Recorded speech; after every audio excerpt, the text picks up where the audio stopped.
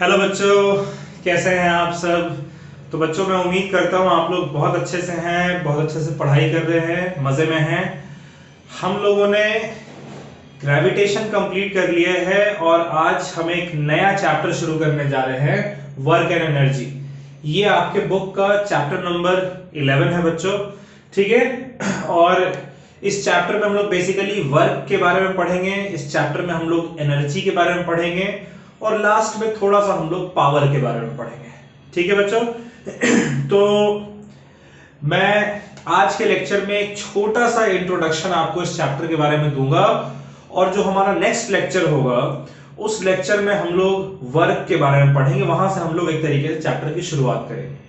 तो एक छोटा सा, बहुत छोटा सा एक लेक्चर है जिसमें मैं आपको थोड़ा सा इंट्रोड्यूस कर दे रहा हूं कि आखिरकार हम लोग वर्क एनर्जी चैप्टर क्यों पढ़ रहे हैं।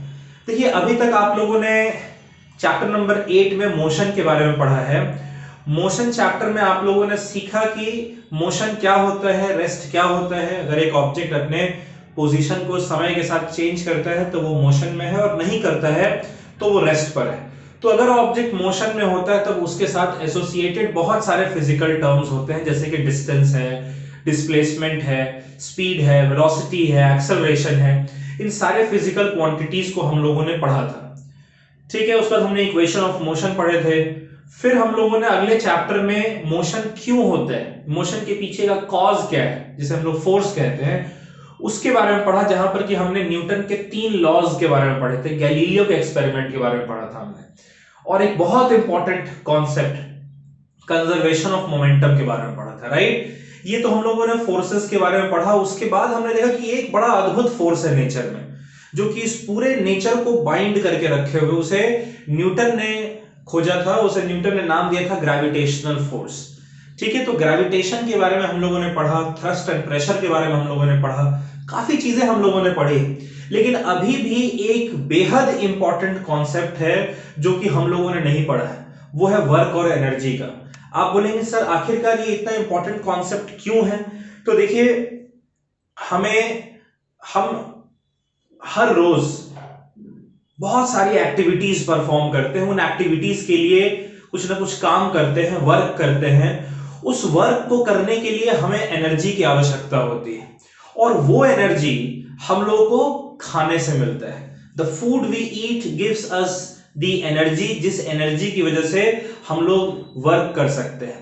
यही नहीं, उसी एनर्जी की वजह से हम लोग उस खाने को डाइजेस्ट करते हैं। हमारे बॉडी में इंटरनल एक्टिविटीज जो हैं वो होती है क्योंकि हमारे पास एनर्जी है। और तो और हम लोग और भी बहुत सारे वर्क जो है वो करते हैं। आप स्कूल जाते हैं, आप मार्केट जाते हैं, आप अपने दोस्तों से खेलते हैं, राइट। आप एक शहर से दूसरे शहर जाते हैं, आप अपने घर से नीचे उतरते हैं, फिर सीढ़ियां चढ़ते हैं, घर में ही बहुत सारे काम करते हैं, साफ सफाई करते हैं, पढ़ाई करते हैं। इस तरीके की बहुत सारी एक्टिविटीज जो है, उन सारी एक्टिविटीज के लिए हम लोगों को बच्चों एनर्जी की रिक्वायरमेंट होती है, और उस एनर्जी की रिक्वायरमेंट हम लोग अपने फूड से पूरा कर सकते हैं। खाना खाकर हम लोग पूरा करते हैं उस एनर्जी को।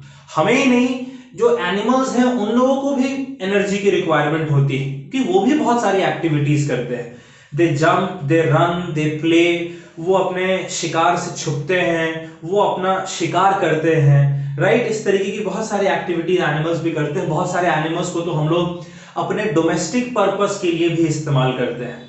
तो उन सारे पर्पसेस के लिए, उन सारे एक्टिविटीज के लिए, उन सारे वर्क को परफॉर्म करने के लिए जब तक एनर्जी नहीं हुई तब तक वो वर्क परफॉर्म कहां से होगा। तो इसलिए इंपॉर्टेंट है कि वर्क को परफॉर्म करने के लिए हम लोगों के पास एनर्जी होनी चाहिए, और वो एनर्जी का सोर्स होता है फूड।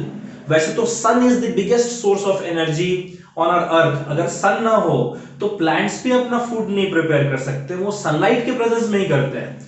फिर जो फूड जो प्लांट्स प्रिपेयर करते हैं, जो क्रॉप्स वो प्रिपेयर करते हैं, वो सारी चीजें हम लोग खाते हैं और तब हमें एनर्जी मिलती है। और जब हमें एनर्जी मिलती है तो हम वर्क करते हैं, और किसी भी वर्क को करने के लिए आप कुछ ना कुछ फोर्स लगाते हैं, कुछ ना कुछ पावर जनरेट करते हैं। तो इन सारे कॉन्सेप्ट को हम लोग एक एक करके इस चैप्टर में सीखेंगे।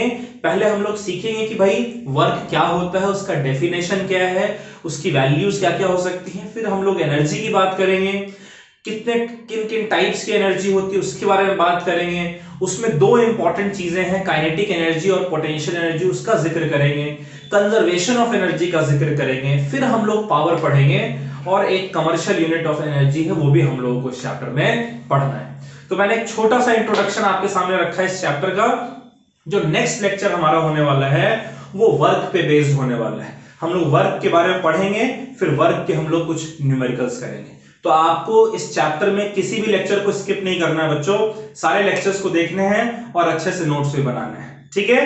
तो आज मैंने सिर्फ इंट्रोडक्शन दिया। Bye bye, take care, stay safe. और अगले लेक्चर में हम लोग वर्क पढ़ेंगे, स्किप मत करिएगा उस लेक्चर को, जरूर देखिएगा उस लेक्चर को। चलिए बाय बाय।